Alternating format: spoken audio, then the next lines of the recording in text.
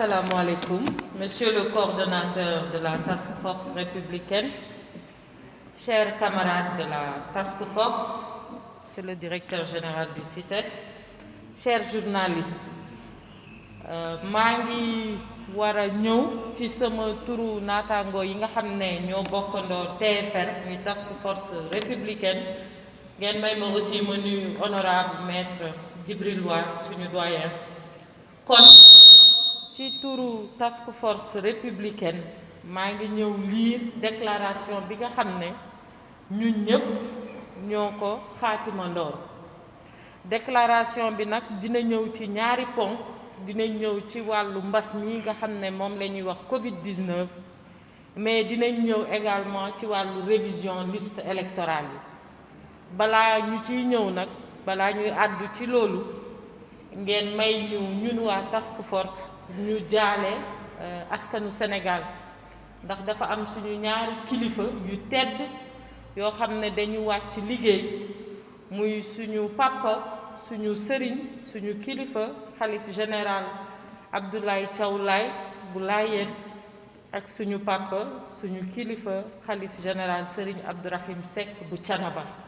kon yàlla na suñu borom yokk seen leer tas ñu ci seen barke ñu ngi jaale réew mi yépp di jaale président de la république comme ni ma ko waxee woon task force républicaine bi taxaw na seetlu ci wàllu Covid-19 bi seetlu biñ ci def seetlu nañ ci wàllu mbas mi bi mu tàmbalee ba léegi fi mu jaar yépp variant yi ci am yépp maanaam première vague bi mu ñëwee ni ci gouvernement bi taxawee deuxième vague bi mu ñëwee ni ci gouvernement bi taxawee troisième vague bi nga xam ne moom la ñuy wax delta variant également nan lañ ci taxawee te bu ma nee gouvernement ci bopp bi président Macky Sall moo ci nekk gouvernement nekk ci autorité sanitaire yi nekk ci autorité déconcentrée yi nekk ci réew mi ci boppam nekk ci kon c'est toutes les forces vives de la nation naka la ñu taxawee ci bi mbas mi tàmbalee ba léegi loolu lépp nag biñ ko saytoo dañu gis ne stratégie bi ñu am saa bu amee lu xew rek day daal di méngoog moom bi ñuy wax nañu adopté mesures barrières yi nga xam ne dafa war a ñëw ci restriction yi moo xam limitation transport yi moo xam port du masque obligatoire couvre-feu yeeg yépp dafa am ñun ñëpp niñ ci taxawee woon ba tey ci variant bi liñ ciy gën a ndokkeel président Macky Sall ak gouvernement am ak réew mi mooy campagne de vaccination bi nga xam ne taxaw nañu ba tey ñu toll ci lu ëpp million ak lu teg ci ay doomu Sénégal yoo xam ne ñàkk nañ leen te campagne boobu war a continuer ndax fexe nañu ba am ay commande yu am solo yu fi ne mais également yeneen yoo xam ne def nañ ko war nañ ñëw te tey boo xoolee ci àdduna bi wërngal këpp daanaka lu tolloog 4 millions ak lu teg ñàkk nañ ci seeni bakkan tey rek ñun Sénégal toll nañ ci lu ëpp junneeg juróom-benn téeméer yoo xam ne suñu ay mbokk yu ñàkk seen bakkan ça veut dire que mbas mi du caaxaan lu réel la mais taxawaay bi nga xam ne am nañ ko ci aussi dina dalal suñu xel ne bu ci ñëpp jàppee kenn ku nekk def ci humilité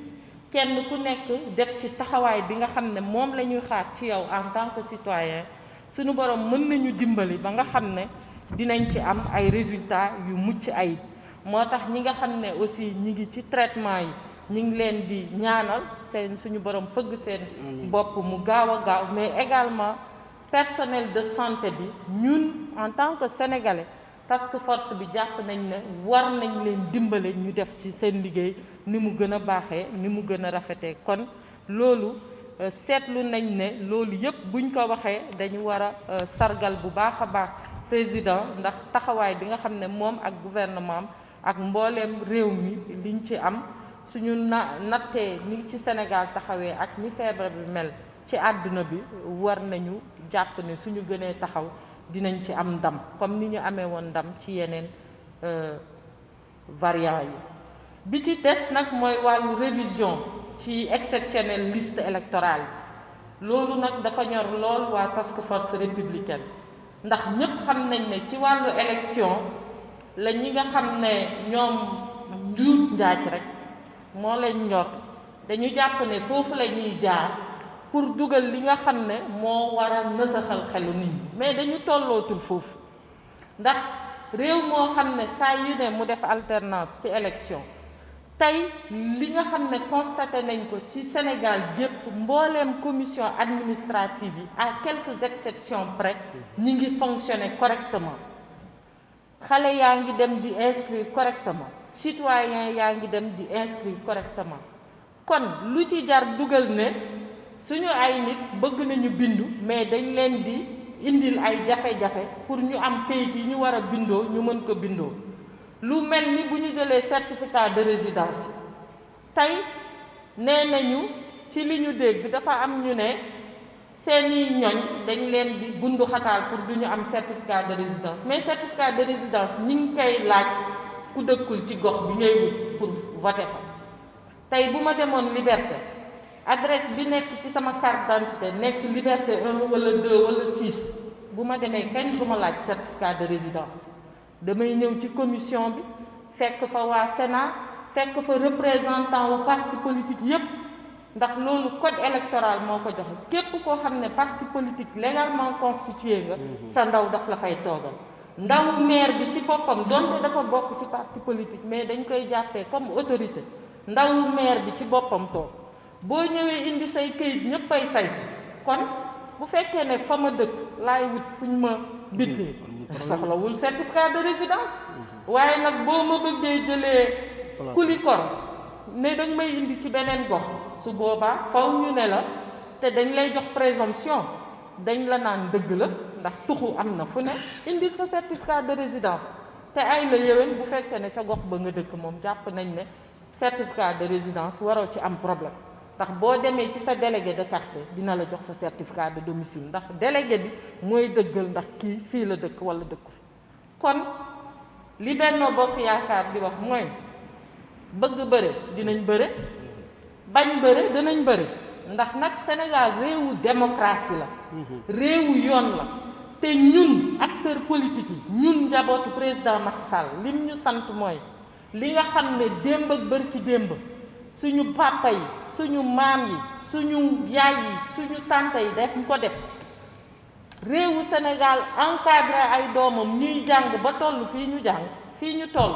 li ñu war mooy ñu bay suñu waar ci lépp loo xam ne day saxal stabilité ci lépp loo xam ne day saxal jàmm ci réew mi ndax loolu mooy vision président kon tey li Benno Bokk Yaakaar di wax mooy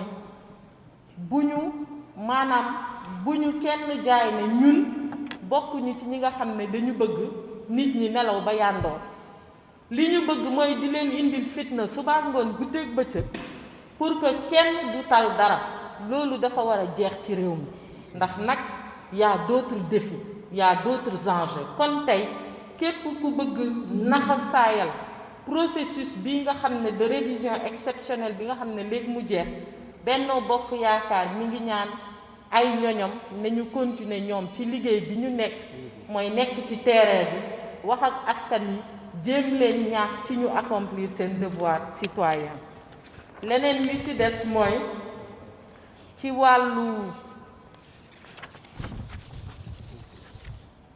ci wàllu peut-être mot d'ordre ak ñaax yi nga xam ne ñun en tant que coalition politique ñi ngi koy def jëmale ko ci suñu ay ñoñ mooy nañu àndandoor gën a jàpp organiser liggéey bi nga xam ne moom la ñu war a def ngir ndam yi nga xam ne ñi ngi koy am depuis 2012 élection présidentielle 2012 Benno Bokk Yaakaar am na ndam nga dem référendum am nañu ndam nga dem législative 2017 am nañ ndam nga ñëwaat présidentielle 2019 ñu am ndam kon rien n'empêcherait que incha allahu rabbi 2022 bii ñu jëm pour les élections territoriales teg ko ci kaw liggéeyu politique de terrain teguñu ko ci leneen lu dul terrain bi ñu ne subaak ngoon guddeeg bëccëg te gis ne les jeunes répondent massivement à l'appel de la paix, de la stabilité et de la responsabilité loolu la ñu gis moo tax ñenn ñi tiit parce que dañu foogoon ne bu ñu ne hopp rek ndaw yëpp dañuy dem bindu ji mais ndaw yi nga xam ne kenn mënul jaxase seen xel yi xam nañ li ñuy def ñi ngi jug nànk di dem nànk di bindu nànk compte non tenu nag de ñi nga xam ne dañu yor seen carte d'identité ba pare parce que la carte d'identité kenn waxul ne boo amulee 18 ans rek doo ko am mën nga am carte d'identité à n'importe quel moment dans ce pays là kon xale yi jël nañ seen carte d'identité bindu ji nañ te xam nañu fan la ñu war a nekk kon maa ngi gërëmaat ñëpp di santaat ñëpp ci turu task force républicaine jërë ngeen jëf. Merci.